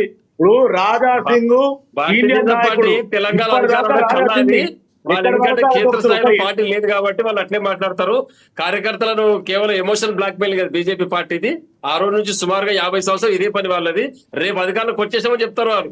ఎలక్షన్ ఈ రోజు రిజల్ట్ వచ్చి ఏ ప్రభుత్వం కొనుగోలు వెంబడే తెల్లారి సమీక్ష సమావేశం పెట్టి వచ్చే ఎలక్షన్ లో మనమే గెలుస్తున్నాం, కార్యకర్తలు పునరంకితం కావాలి ఈ రాష్ట్రం కొరకు అని చెప్పి పార్టీ చెప్తారు. కామన్ విషయం అది. వాళ్ళు ఎట్లా అధికారంలోకి వచ్చేది లేదు కాబట్టి కలలు కావడం తప్పలేదు. బీజేపీ కలలు కావడం తప్పలేదు. కాకపోతే రాష్ట్రం కొరకు చిత్తశుద్ధితోటి కనీసం ఒక్క ప్రాజెక్టు కన్నా 8 మంది ఎంపీలు గెలిచిన ఎప్పుడు లేదు కాబట్టి 8 మంది ఎంపీలు ఈ కాంగ్రెస్ ఎంపీలు అందరూ కూడా కూడి ఈ యొక్క తెలంగాణ ప్రాంతానికి జాతీయ తీసుకోవడం ప్రత్యేక నిధులు లేవాలి. రాష్ట్రం నుంచి అన్ని రాష్ట్రాలకు వచ్చినట్టుగా మనకు కూడా వచ్చేది కాదన్నా. సపరేట్ గా తెలంగాణ కొరకు ఏం తెచ్చినా ఎందుకు పోటీ చేయలేకపోయారు? ప్రధానంగా ముందు నుంచి వినిపిస్తున్న బలం ఉండేటప్పుడు 10 ఏళ్ల పాటు పరిపాలించే క్షేత్రస్థాయిలో ఎమ్మెల్సీ ఎన్నికలు కాంగ్రెస్ కూడా పోటీ చేయలేదు, భారతీయ జనతా పార్టీ గతంలో కూడా పోటీ చేయలేదు. ఎలక్షన్ లో పోటీ చేయాలా వద్దని అక్కడ ఉన్న పరిస్థితులను బట్టి, రాజకీయ పరిస్థితులు కాబట్టి, సామాజిక పరిస్థితులు బట్టి అంచనా వేసుకుని ఒక పార్టీ నిర్ణయం తీసుకున్నది. గతంలో జిహెచ్ఎంసీలో అదే చెప్తారు, వినండి అన్న ఒక్క నిమిషం వినండి. మేము గతంలో జిహెచ్ఎంసీ ఒక్క నిమిషం వినండి. మేము గతంలో జిహెచ్ఎంసీ కూడా పోటీ చేయలేదు. తర్వాత పోటీ చేస్తే 110 సీట్లు వచ్చినాయి. అది 100 సీట్ల పైన వచ్చినాయి. ఇది గమనించుకోండి. మీరు పోటీ చేయనంత మాత్రం పార్టీ లేనట్టు కాదు, గమనించాలి. ఒకసారి మేము పోటీ చేయలేదు జిహెచ్ఎంసీలో, మళ్ళీ పోటీ చేస్తే 100 సీట్లు వచ్చినాయి. కాబట్టి ఇటువంటి రాజకీయంలో పార్టీ నిర్ణయం తీసుకుంటది. సమకాలీన రాజకీయ పరిస్థితులను బట్టి నిర్ణయం తీసుకొని పోటీ చేయాలా వద్దా అనేది పార్టీ నిర్ణయిస్తుంది. పోటీ చేయనంత మాత్రాన right. టీఆర్ఎస్ పార్టీ పోయినట్టు కాదు, పోటీ చేసినంత మాత్రం ఈరోజు కాంగ్రెస్ పార్టీ పరిస్థితి, బీజేపీ పరిస్థితి ఏమైందా? Right, మొత్తం right, గెలిచిన మీరు right, right. రామ్మోహన్ గారు. రోడ్ పోయారు కదా. రెండు మేమే గెలిచినామన్నా. రైట్ రామ్మోహన్ గారు, Graduate MLC శ్రీనివాస్ రెడ్డి గారు ఒకసారి teacher పాపిరెడ్డి గారు MLC టీఎంపీఎస్ గెలవచ్చు. ఎస్ రెండు మేమే గెలిచినాం టీపీఆర్టీ గెలిచారు ఒక సీటు, రామ్మోహన్ గారు. సీటు ఒకటి ఓడిపోయారు కదా మీరు. అన్న. ఒకటి ఇండిపెండెంట్ గెలిచిన అక్కడ కాంగ్రెస్ ఏం గెలవలేదు, మీరు లేనే లేరు అక్కడ. కానీ మీరు పోటీ చేస్తే ఎవరు వేరే గెలవలేదు? వాళ్ళు- ఎవరు రైట్, గెలిచిన ఓకే, సబ్జెక్ట్ ఓకే. కాదు. ఏం గెలిచినా ఎన్నికలు చెప్పాలి. అయిపోయి ఏం అసెంబ్లీ గెలిచారు? ప్రజల రెండు కోసం కరీంనగర్ మాట్లాడాల్సిన మాటల కోసం కరీంనగర్ మాట్లాడదాం. గెలిచారు మీరు. Yes. ఎవరు పెట్టిన సీట్లు అభ్యర్థులు ఎవరు పెట్టి చూసుకోండి ఒకసారి. ఏదేమైనప్పటికీ మీరు రైట్ రైట్ రామ్మోహన్ గారు అసెంబ్లీలో ఎలా ముందుకు వెళ్తారో మనం డిస్కస్ చేద్దాం. అసెంబ్లీలో బీఆర్ఎస్ పార్టీ ఎలా వెళ్ళిపోతుందో డిస్కస్ చేద్దాం. ఒక్క నిమిషం. ఎస్ చెప్తాను. పాపిరెడ్డి గారు ఒక్క నిమిషం. రామ్మోహన్ ఒక్క గారు విషయం చెప్పి ముగిస్తా. ఒక్క నిమిషం. ఈ రోజు భారతీయ జనతా పార్టీ సిద్ధాంతం వదిలిపెట్టి 100 కోట్ల అధిపతులు ఎలక్షన్ లో తిప్పుతా ఉన్నారు. ఇక సిద్ధాంతం పోయి వదిలిపెట్టేసారు మీరు. 100 కోట్లు రైట్, మీకు రైట్. కనిపిస్తున్నట్టు మాకు ప్రతి ఆయన పార్టీ ఒక సిద్ధాంతాలు candidate కనపడతాడు. సిద్ధాంతాలు ఉంటాయి, మీరు సిద్ధాంతాలు అదే మాట్లాడుకునే చెప్తారు కదా. సందర్భాలు ఉన్నాయి, రాజకీయాలు మారే. ఇప్పుడు దానికోసం మళ్ళీ మాట్లాడదాం. ఎస్ పాపిరెడ్డి గారు మీరు చెప్పండి. ప్రధానంగా అంటే ఇటువైపు ఆరోపణలు ప్రత్యారోపణలు జరుగుతున్నటువంటి నేపథ్యంలో సభకు రేపు బీఆర్ఎస్ పార్టీ ఒకవేళ బహిష్కరణ చేసే అవకాశం ఉంది కేసీఆర్తో మాట్లాడి. సో ఈ వార్తలు కూడా వినిపిస్తున్నాయి. అలాంటి నిర్ణయం తీసుకుంటే కనుక ఏ విధంగా చూడొచ్చు అంటారు? ఇప్పుడు ఒకటి రాజశేఖర్ గారు, ఈ శాసనసభ వేదిక మీదకి ప్రజల సమస్యలు మాట్లాడాలి. సరే, రాజకీయాలను మేము బహిష్కరిస్తాము. అప్పుడప్పుడు గత చరిత్ర చూసుకుంటే కూడా అపోజిషన్ పార్టీలు వాకౌట్ లేకపోతే బయటికి వెళ్ళిపోవడం ఇవన్నీ జరుగుతున్నాయి. అవి ఇప్పుడు ఇవాళ డిబేట్లు అవి ముఖ్యం కాదు. వాళ్ళు రేపు వస్తారా రారా మాట్లాడతారని కాదు. సమస్య ఏంటంటే అసెంబ్లీ పెట్టడం అనేది ప్రజల యొక్క సమస్యలను, ప్రజల యొక్క ఏది ప్రతిపక్షాలకేమో ఒక వేదిక, ప్రభుత్వం యొక్క వైఫల్యాలను అది ఎండగట్టడానికి చెప్పడానికి, ఇగో ఈ ప్రభుత్వం ఇక్కడ ఫెయిల్ అయింది, ఇక్కడ తన వాగ్దానాలు వైఫల్యమైనాయి, పరిపాలన పరంగా వాళ్ళు సరిగ్గా చేయలేకపోతున్నారు, ప్రజలకు అన్యాయం జరుగుతున్నది నిలదీసి వాళ్ళు ఏమన్నా తప్పులు చేస్తే అవన్నిటిని కూడా ముందర పెట్టి గవర్నమెంట్ ఏమైనా ఒత్తిడి తెచ్చే ఒక అవకాశం అపోజిషన్కి ఉంటుంది. వాళ్ళు దాన్ని వాడుకుంటారా వాడుకోరా, రాజకీయాలు చేస్తారా అంటే ఇంకా జనాలు చూస్తారు. కానీ ఇక్కడ స్పీకర్ కూడా ఇవ్వాల్సిన సమయం ఇవ్వట్లేదని విపక్షాలు మాట్లాడుతున్నారు. అంటే అప్పుడున్నటువంటి స్పీకర్ అంటే అందరికీ అతీతంగా వ్యవహరించాల్సిన స్పీకర్ కూడా ఒక రకంగా అనుకూలంగా ఉన్నారన్నటువంటి విమర్శలు వినిపిస్తున్నాయి. ఇప్పుడు రాజశేఖర్ గారు, నేను అదే చెప్తున్నా, ఒక 30-40 సంవత్సరాల కింద అసెంబ్లీ యొక్క హోదా, స్పీకర్ యొక్క హోదా, శాసనసభ్యుల యొక్క విలువ సమాజంలో చాలా హెచ్చుగా ఉంటాయి. కానీ ఇవాళ స్పీకర్కు విలువ లేదు, శాసనసభకు విలువ లేదు, ప్రభుత్వాలకు కూడా విలువ లేకుండా పోతున్నారు. ఎందుకంటే వీళ్ళు ప్రవర్తిస్తున్న తీరు జనాలలో ఆ లెవెల్కి పోతున్నది. ఉదాహరణకు టీఆర్ఎస్ టైంలో 10 ఏళ్ళు చూడండి, 15 ఏళ్ళు స్పీకర్స్ ఏం గొప్పగా చేశారు, గవర్నమెంట్ ఏం చెప్తే వాళ్ళు అదే చేశారు. ఇప్పుడు అది ఎందుకు చెప్తానంటే, అంతకుముందు ఒకసారి ఒక టర్మ్ మధుసంచారి గారు ఉంటే, రెండో టైం ఆయన పోచారం శ్రీనివాసరెడ్డి గారు, వీళ్ళిద్దరు కూడా ఈ ఏదైతే కాంగ్రెస్ ఎమ్మెల్యేలను వాళ్ళు వాళ్ళ పార్టీలకు తీసుకున్నారో, వాళ్ళు 5 సంవత్సరాల వరకు కూడా వాళ్ళు యాక్షన్ తీసుకోకుండా ఉట్టిగానే పెట్టి, అంటే సీఎం గారు ఏం చెప్తే, కేసీఆర్ గారు ఏం చెప్తే ఇద్దరు స్పీకర్లు కూడా తల ఊపారు. వాళ్ళు కూడా గట్లే, ప్రతిపక్షానికి కూడా పెద్ద టైం ఏమి ఇవ్వలేదు. ఇప్పుడు అదే మోడల్లో కాంగ్రెస్ అదే నడుస్తుంది. కాంగ్రెస్ కూడా భిన్నంగా లేదు. కాంగ్రెస్ కూడా అదే అంటారు. ఇంకా వాళ్ళు ఒక స్టెప్ వేసి మా స్పీకరు ఎస్సీ కాబట్టి ఆయన దండయాత్ర చేస్తారని ఇంకా బ్లాక్మెయిల్ మొదలుపెట్టారు. ఇవి విషయాలు కాదు. ఇప్పుడు ఏదంటే ఇది ఏమంటారు అంటే ఇంగ్లీష్లో ఆల్ రౌండ్ డిగే అంటారు. అంటే అన్ని విభాగాలలో అన్ని విధాలుగా శాసనసభ కానీ, రాజకీయాలు కానీ, రాజకీయ నాయకులు కానీ, విలువలు కానీ బాగా క్షీణిస్తున్నాయి. కాబట్టి ఈరోజు స్పీకరు స్వతంత్రంగా వ్యవహరిస్తారన్న నమ్మకం ఇవాళకు లేదు. కాబట్టి ఇవాళ సుప్రీంకోర్టు ఈ కాంగ్రెస్ ఇప్పుడు టీఆర్ఎస్ ఎమ్మెల్యేలు ఎవరైతే ఇప్పుడు కాంగ్రెస్లో కలిసినారో దాని మీద సీరియస్గా ఒక సీనియర్ సుప్రీంకోర్టు జడ్జి ఒక డివిజన్, 3 జడ్జిల డివిజన్ సీరియస్గా ఇచ్చింది. స్పీకర్స్ సరిగ్గా పనిచేస్తలేరు.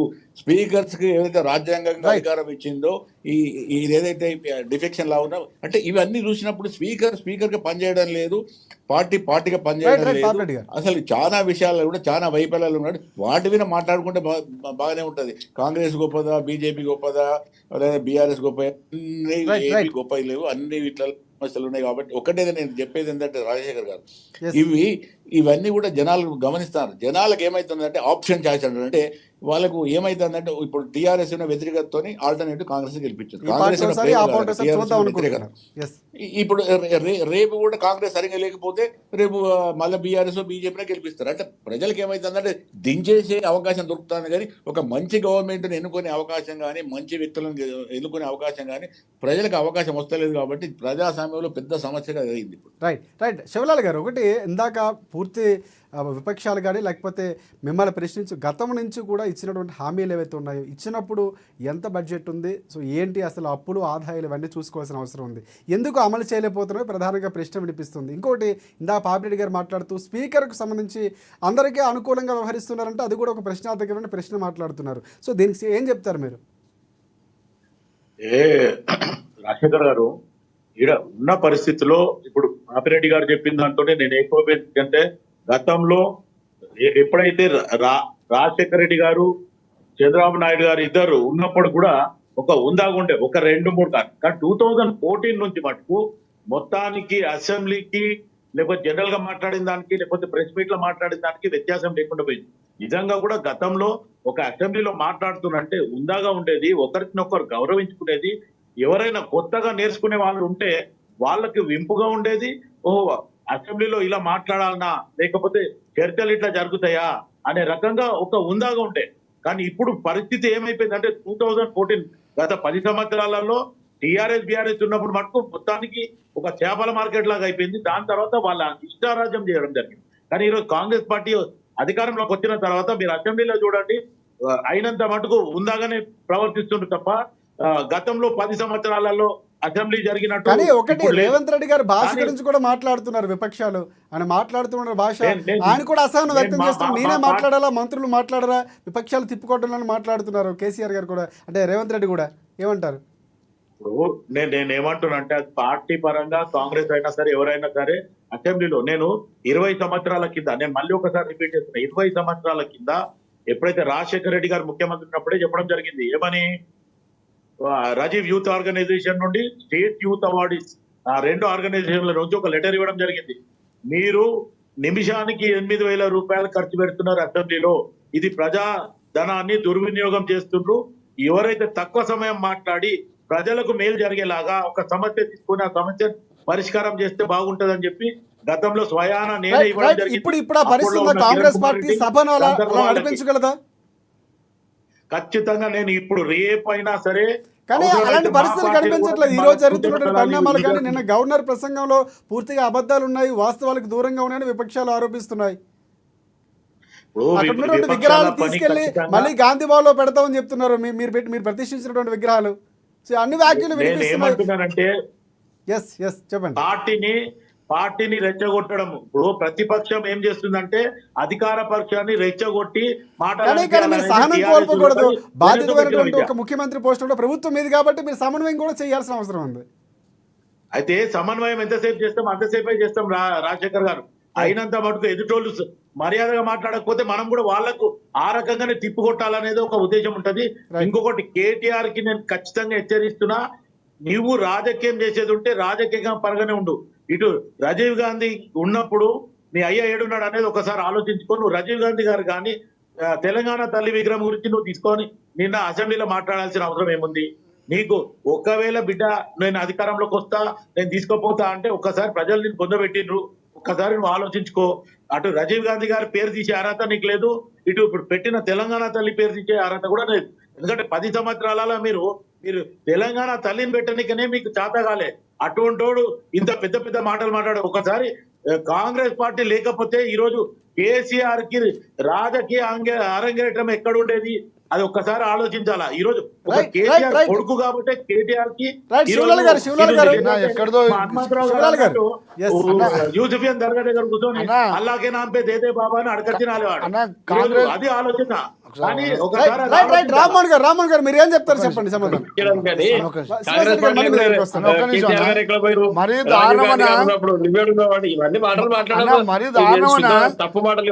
శివకుమార్ డాక్టర్ గారు, మీరు మరీ దారుణంగా మీరు ఇక్కడ జరుగుతున్న మొన్న ఇచ్చిన హామీల గురించి మాట్లాడమంటే నువ్వు రాజీవ్ గాంధీ రాజశేఖర రెడ్డి గురించి మాట్లాడుతుందా? మీరు ఇచ్చిన తెలంగాణ ప్రజలకు సమాధానం చెప్పండి, దాని మీద సభ నడపండి అని చెప్తే నువ్వు డైవర్ట్ చేస్తావు. మ్యాటర్ డైవర్ట్ చేస్తారు. పార్టీ డైవర్షన్ పాలిటిక్స్ ప్రజల యొక్క దృష్టిని మరల్చే ప్రక్రియ ఇదంతా. కేటీఆర్ రాజీవ్ గాంధీ గురించి మాట్లాడుతుండు, అది మాట్లాడేనా నేను మాట్లాడతారు. ప్రతిపక్షం ఉన్నప్పుడు ఏదైనా మాట్లాడతారు. టిఆర్ఎస్ బీజేపీ ఒకటే అనుకుని చూపిస్తున్నా ఇద్దరు కలిసి. రాజీవ్ గాంధీ గురించి కేసీఆర్ మాటలు తప్పేమన్నది. తెలంగాణ ఆత్మగౌరవాన్ని రాజీవ్ గాంధీ గురించి అందరూ తెలుసు కదా. రైట్ రామ్మోహన్ గారు చెప్పండి, మీ వర్షం చెప్పండి. అంజయ్ గారిని అవమానించింది రాజీవ్ గాంధీ కాదన్నా? అంజయ్ గారిని అవమానపరిచింది రాజీవ్ గాంధీ కాదా? తెలంగాణ యావత్తు తెలుగు రాష్ట్రాల చరిత్ర తెలుసు కాంగ్రెస్ పార్టీది. రాజీవ్ గాంధీ పెద్ద సచివులు అన్నట్టు మాట్లాడతారు. రాజీవ్ గాంధీ కాదట్లేదు మేము, కానీ వారి గురించి మాట్లాడు తప్పేముంది. ఏం కించపరిచే వాక్యాలు చేయలేదు కదా అన్న. నిజంగా ఆలోచన చేయండి మీరు. కాంగ్రెస్ పార్టీ ఒక ప్లేస్ పెట్టింది, దాన్ని నేను అధికారంలో రాగా తీసేయడానికి దుబ్బబడి బయటికి. అన్న ఒక్క విషయం రండి, పివి నరసింహరావు గారిని అంత్యక్రియలు చేయకుండా ఢిల్లీ నుంచి రామ్మోహన్ గారు మళ్ళీ పూర్వాపరాలకు వెళ్తే అవి జరిగిపోయి ఇప్పుడు ఎన్నిసార్లు మాట్లాడుకుని మనం దాని గురించి మాట్లాడడానికి లేదు. ఇప్పుడు ప్రస్తుతం అసెంబ్లీలో జరుగుతున్నటువంటి వారి గురించి మాట్లాడాలి. ప్రధానంగా మీరు మాట్లాడవలసిన మాట ఒక 1 minute లో కంక్లూడ్ చేయండి. ఎస్ రామ్మోహన్ గారు చెప్పండి. ప్రధానంగా బీఆర్ఎస్ పార్టీ వర్షన్ ఎలా ఉండబోతుంది, సో ఎలా ముందుకు వెళ్ళబోతున్నారు అంటే ఎల్పీ సమావేశంలో ఏ అంశాలు మాట్లాడారు? ఎందుకంటే ప్రధాన ప్రతిపక్షంగా మీరే ఉన్నారు కాబట్టి ప్రశ్నించాల్సిన బాధ్యత మీపై ఎక్కువ ఉంది. కానీ మీరు బయటకు వెళ్ళి వాకప్ చేస్తే ఎలా ప్రజల యొక్క సమస్యలు ఎలా పరిష్కారం అవుతాయి? తప్పకుండా శాసనసభలో తెలంగాణ ప్రాంత రాష్ట్ర సంక్షేమ పథకాలు అమలయ్యే విధంగా టిఆర్ఎస్ పార్టీ పనిచేస్తుంది. కాంగ్రెస్ పార్టీ పైన ఒత్తిడి పెంచుతాం. తప్పకుండా రేవంత్ రెడ్డి గారు సర్కార్ ఏదైతే 6 గ్యారంటీలు చెప్పినారో అవి ఇమీడియట్ గా ఫుల్ఫిల్ చేయాలని చెప్పేసి ప్రతిరోజు డే 1 నుంచి మేము పోరాటం చేస్తూనే ఉన్నాం. 100 రోజులు సమయం అడిగిన వారు 100 రోజుల తర్వాత నుంచి కూడా మేము మాట్లాడుతా ఉన్నాం. మీకు ఎవరు సలహాలు కావాలంటే సూచనలు ఇస్తా ఉన్నాం. మీకు మేము సహకరిస్తామని చెప్పడం జరిగింది. పార్టీ కూడా ఎవరైతే శాసనసభ్యులు అందరూ కూడా ఈరోజు శాసనసభలో సమావేశాలు పెట్టి గిల్లి కజ్జాలు పెట్టుకునే చందంగా పిల్లలాట వ్యవహారం కూడా తయారైంది కాంగ్రెస్ పార్టీ శాసనసభ్యుల వ్యవహారం. కాబట్టి ఏంటంటే స్పీకర్ గారు కులం ఆపాదించి మా స్పీకరు మా దళితులు అని చెప్పుకోవడం ఇంతకన్నా దిగజారుతనం ఎక్కడ లేదు. ఇమీడియట్ గా కాంగ్రెస్ పార్టీ నాయకులు ఏం ఆలోచన చేయాలంటే ఎప్పుడైతే మేము ₹1,00,000 పేరు చెప్పి తులం బంగారం ఇస్తామని చెప్పినామో ఈ రోజు వేలాది మంది ఆడబిడ్డల పెళ్లి ఇంకొక అంశం మాట్లాడాలి. ఇవన్నీ అసెంబ్లీలో మీ మంత్రులు లేకపోతే గతంలో పనిచేస్తున్న మంత్రులు ఎమ్మెల్యేలు మాట్లాడాలి. ఏకవచనంతో జగదీష్ రెడ్డి మాట్లాడుతున్నటువంటి వ్యాఖ్యలు ఏవైతే ఉన్నారో స్పీకర్ని, అది స్వాగతిస్తారా మీరు ఆ పార్టీ కార్యకర్తగా? ఒకటి గమనించండి, ఎక్కడ ఏకవచనంతో ఇక్కడ సంబోధించలేదు. ఉత్తవాడు కాంగ్రెస్ పార్టీ బట్టగాల్చి మీదేసే వ్యవహారం చందంగా తయారై తప్పితే స్పీకర్ గారి గురించి కథ చెప్తున్నప్పుడు కథ చెప్తున్నాడు మీరేదో దానికి మీరు ఆపాదించుకొని స్పీకర్ గారు అనేది పారదర్శక వినండి. స్పీకర్ కి ఎందుకు అవమానపరుచురు? ఏకవచనంతో మాట్లాడాలి. స్పీకర్ గారిని అవమానిస్తే బీఆర్ఎస్ పార్టీకి ఏం రాదు. ఒకటి గమనించండి మీరు. మేము ఒకవేళ నిందించాలనుకుంటే గట్టిగా మాట్లాడాలనుకుంటే కాంగ్రెస్ సర్కార్ అంటాం, కానీ ఆడ చైర్ ఎందుకు కట్టబడి స్పీకర్ గారిని అంటే కాంగ్రెస్ పార్టీకి ఇబ్బంది అయితే బీఆర్ఎస్ పార్టీకి వచ్చి లాభం అయింది. తప్పైపోయిందని ఒప్పుకోమని చెప్పండి.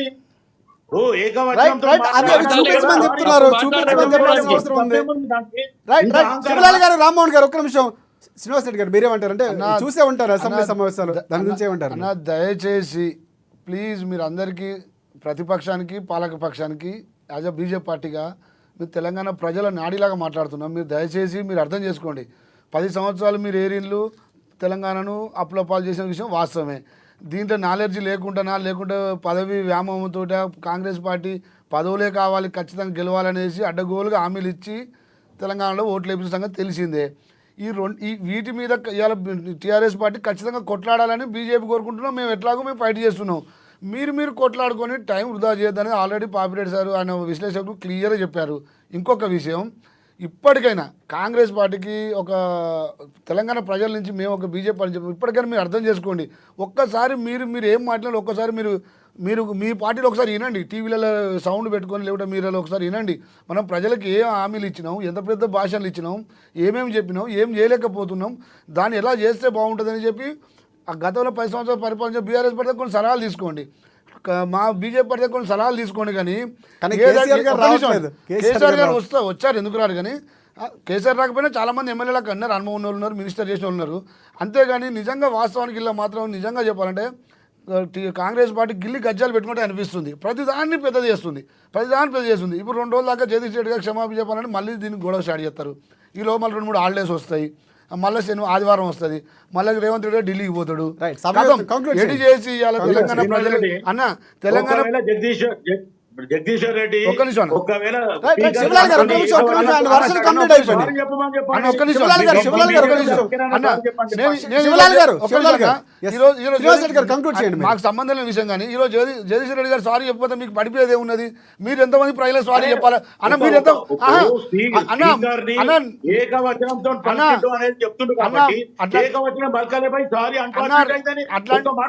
అట్లంటే ఇప్పుడు అట్లంటే రేవంత్ రెడ్డి గారు 100 సార్లు సారీ చెప్పాలి. మా బండి సంజయ్ గారు 100 మాట్లాడినాడు, మోడీ గారిని అన్నాడు, ఎంతో మందిని అన్నాడు. తెలంగాణ ప్రజలు మోసం చేసిండు అన్న, తెలంగాణ ప్రజలు మోసం చేసిండు, తెలంగాణ ప్రజలు మోసం చేసిండు రేవంత్ రెడ్డి. నువ్వు 100 సార్లు క్షమాపణ చెప్పాలన్నాడు. 100 సార్లు క్షమాపణ చెప్పినా మీకు మీరు మీరు పరిపాలన హక్కే లేదు. ఇలా అన్న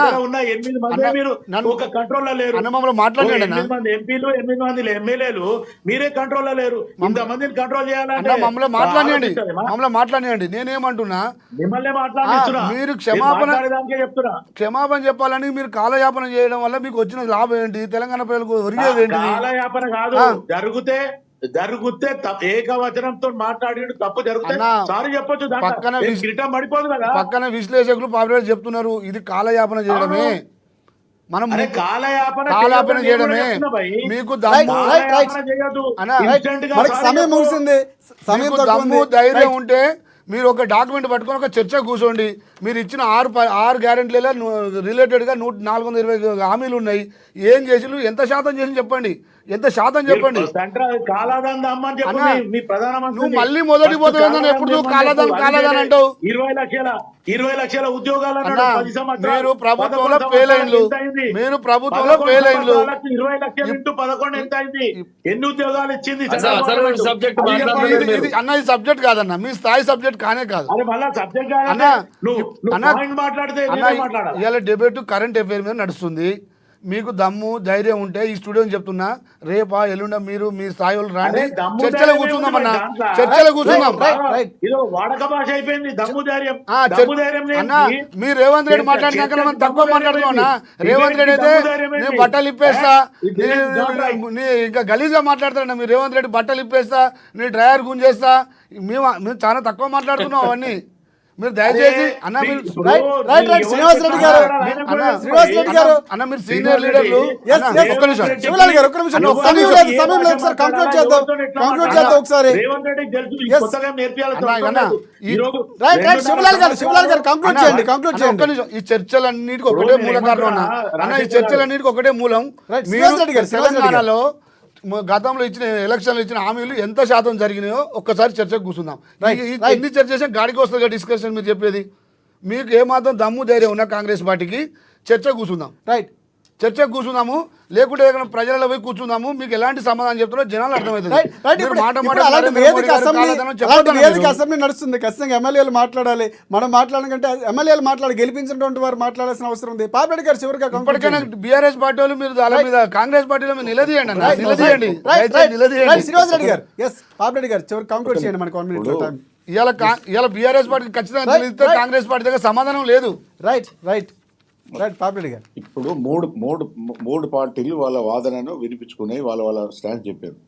కానీ రేపు ఇది బడ్జెట్ సమావేశం, ఇది మామూలు అసెంబ్లీ కాదు, బడ్జెట్ అసెంబ్లీ సమావేశం. రేపు కాంగ్రెస్ ప్రభుత్వం బడ్జెట్ తయారు చేయాలి. ఇప్పుడు నిజంగానే ప్రతిపక్షాలు ఆ విధంగా దృష్టి పెట్టి ఈ పేన బడ్జెట్లో మీరు ఎంత ఆదాయం చూపెట్టారు, ఎంత వివిధ ప్రాజెక్టులకు ఖర్చు పెడతా ఉన్నారు, ఎంత ఖర్చు పెట్టారు, ఏమైందని అడగొచ్చు, నిలదీయొచ్చు. అక్కడ వాళ్ళు గణాంకాల సహా మీరు చెప్పొచ్చు, ఇది మీరు ఇంత అన్నారు, ఇంత వాళ్ళు మీరు చేయలేదు, మీ వైఫల్యం జరిగిందని చెప్పడానికి అటు బీఆర్ఎస్ కానీ ఇటు బీజేపీ కానీ చాలా అవకాశాలు ఉన్నాయి. కాబట్టి ఈ చిన్న వాటిని వదిలిపెట్టి దాని మీద చేయొచ్చు. ఒకటి. 2, నేను శివలాల్ గారు కాంగ్రెస్ కూడా చెప్తున్నా, మీరు పేన బడ్జెట్, మీరు మొదటి బడ్జెట్కు మీరు రెండో బడ్జెట్ ఈ గవర్నమెంట్, ఈ మొదటి బడ్జెట్లో మీ వైఫల్యాలు ఏంది, మీరు ఏమనుకున్నారు, మీరు ఆదాయం ఇంత వస్తుంది, ఎక్స్పెక్టెడ్ ఇన్కమ్ అంటారు బడ్జెట్. నేను ఎకనామిక్స్ ప్రొఫెసర్ కూడా చెప్తాను, అది మీరు మీట్ కాలేదు. 40-50 కోట్ల రూపాయల డెఫిసిట్ ఉన్నది. ఎందుకు మాకు అనుకున్నంత ఆదాయం రాలేదు? ఒక దిక్కేమో కమిట్మెంట్ ఉన్నది, ఒక దిక్కేమో మేము చేసిన వాగ్దానాలు ఉన్నాయి, రెండవ వైపు ఆదాయం సరిగ్గా వస్తలేదు. ఏమైంది?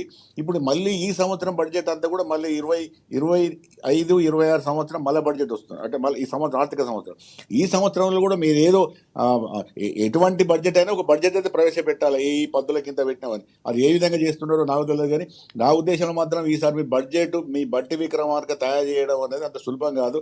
ఎందుకంటే ఈసారి మీరు మాకు అంత డబ్బులు వస్తాయి, ఇంత డబ్బులు వస్తాయని అంతకుముందు పోయిన బడ్జెట్ చెప్పారు, మాకు రాకున్నా కూడా వస్తాయని చెప్పి అది నెట్టుకొచ్చింది. కానీ ఈసారి మాత్రం అట్లా చెప్పడానికి కూడా అవకాశాలు తక్కువ కనబడుతున్నాయి. ఎకనామిక్స్ ప్రొఫెసర్ చెప్తాను, మిగతా రాజకీయాలు నాకు అవసరం లేదు, కానీ బడ్జెట్ గురించి మాట్లాడుతాను. కాబట్టి రైట్ చెప్పండి, కంక్లూడ్ చేయండి పాపిరెడ్డి గారు చివరిగా. అంటే ఏం వైఫల్యం జరిగింది, ఇప్పుడు ఈ బడ్జెట్లో ఏం చేయబోతున్నాం, ఈ రెండు చెప్తే ప్రజలు సంతోషిస్తారు. మీరు రాజీవ్ గాంధీ అంటేనేంది, మోడీ గిట్టండు, ఎవడో పోతుంటారు, అందరు పోతూనే ఉంటారు, సంబంధం లేదు. కానీ వీటి మీద దృష్టి పెడితే ప్రజలు మీ ప్రభుత్వం గురించి మంచిగా అనుకుంటారు. కానీ లేకపోతే రైట్ శివలాల్ గారు 1 minute కంక్లూడ్ చేయండి, సమయం మనకి ఆల్రెడీ మించిపోయింది, కంక్లూడ్ చేయండి. అయితే ఒకటేమంటే ఇప్పుడు ఉన్న డిబేట్ లో మిత్రులకు కూడా నేను చెప్పేది ఏంటంటే, టైం వేస్ట్ చేయకుండా సబ్జెక్ట్ టు సబ్జెక్ట్ మాట్లాడి ప్రజలకు మేలు జరిగేలాగా చూడమనే నేను కూడా కోరుతున్నా. ఎందుకంటే గత 40-42 సంవత్సరాల నుంచి పార్టీలను చూడటం జరుగుతుంది. ముఖ్యమంత్రులను ఎవరెవరు ఏమేమి చేసిన అనేది కూడా నాకు అనుభవం ఉంది. కాబట్టి నేను ఖచ్చితంగా చెప్పడం ఏంటంటే, టైం వృధా చేయొద్దు, సబ్జెక్ట్ టు సబ్జెక్ట్ మాట్లాడండి. ఎందుకంటే ప్రతిపక్షం కూడా ఖచ్చితంగా కాంగ్రెస్ పార్టీని సబ్జెక్ట్ వైజ్ గానే మాట్లాడండి. మీరు బాధ్యత మీపై ఎక్కువ ఉంది, సభ నిర్వహించాల్సిన బాధ్యత కూడా ఎక్కువ ఉంది. కంక్లూడ్ చేయండి, బాధ్యత మీ మీద ఎక్కువ ఉంది శివలాల్ గారు. మా మీద బాధ్యత ఉంది, లేదు అని అంటలేము. ఎందుకంటే అధికారంలో మేమే ఉన్నాం కాబట్టి బాధ్యత ఉంది. ప్రజలకు ఇచ్చిన హామీని మట్టుకు ఇప్పుడు ప్రస్తుతానికి పూర్తి చేయడానికి మన దగ్గర బడ్జెట్ లో బడ్జెట్ ఉంది అనే రకంగానే చెప్పడం జరిగింది. ఈ మాటను అధిగమించాల్సిన అవసరం కూడా ఉంది. రైట్ కంక్లూడ్ చేయండి, త్వరగా కంక్లూడ్ చేయండి. రైట్ శివలాల్ గారు, థ్యాంక్ యూ వెరీ మచ్. అలాగే శివలాల్ గారికి ప్రత్యేకంగా ధన్యవాదాలు. అంటే ప్రధానంగా నడిపించాల్సిన అవసరం ఉంది, పాపిరెడ్డి గారు చెప్పినటువంటి సలహాలు కూడా తీసుకుంటారని ఆశిస్తున్నాం. శ్రీనివాసరెడ్డి గారు మీకు కూడా ప్రత్యేకంగా ధన్యవాదాలు, అండ్ రామ్మోహన్ గారు మీకు కూడా ప్రత్యేకంగా ధన్యవాదాలు, పాపిరెడ్డి గారు మీకు ధన్యవాదాలు. అది ఇవాళ డిబేట్ పాయింట్ చూస్తున్నాం. అంటే అసెంబ్లీలు రసవత్తరంగా సాగుతున్నాయి, ప్రజలు ఉద్దేశించి మాట్లాడాల్సిన అవసరం ఉంది. ప్రధానంగా ఇటువైపు విపక్షాలు చెప్తున్నటువంటి అంశాలు కానీ, లేకపోతే రాజకీయ విశ్లేషకులు చెప్తున్నటువంటి అంశాలు, సభను సజావుగా సాగేలాగా నిర్వహించాల్సిన బాధ్యత స్పీకర్పై అలాగే ప్రభుత్వంపై కూడా ఉన్నటువంటి పరిస్థితి. సో ప్రజా సమస్యలు అక్కడ పరిష్కారం కావాలి, బడ్జెట్ ప్రధానంగా కీలకం కాబోతుంది. సో అంశాలు విపక్షాలు ఎలాంటి సలహాలు ఇస్తాయి, ప్రభుత్వం ఎలాంటి తీసుకోబోతుంది, ఇవన్నీ కూడా చూడాల్సిన అంశాలు. ఇది ఇవాళ డిబేట్ పాయింట్. రేపటి డిబేట్ పాయింట్లో మళ్ళీ మనం కలుసుకుందాం. అంతవరకు చూస్తూనే ఉండండి NN తెలుగు.